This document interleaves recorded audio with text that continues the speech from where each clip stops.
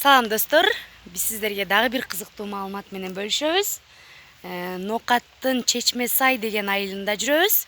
Анын ичинде биз болсо Чайка деген лагерде жүрөбүз.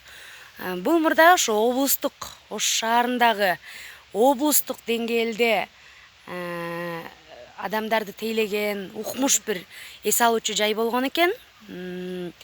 Ал эми бул дарактан көрүү улам эле бул жер абдан бир тарыхы бар жер экендигин деле байкасак болот. Кыргыз эли ислам динин кабыл алганга чейин теңирчилик деп ушундай сыйынып келген. Ал эми ушул боз дарак деп коет экен. Ушул дарактарга дагы төрөгөн аялдар келип, ушул даракты кучактаса, мына ушундай ырым жырымдарды жүргүзүшчү экен да. Мынакей көрдүңүздөр, укмуш тала, укмуш мейкиндик, укмуш бош.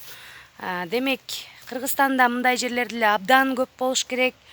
Бир мугалимдерге, деги эле мамлекеттик бир кызматтагыларга, мамлекет тарабынан көңүл бурдуп, ушул жер сонун бир эс алуу жайга айланса, сонун болмок экен.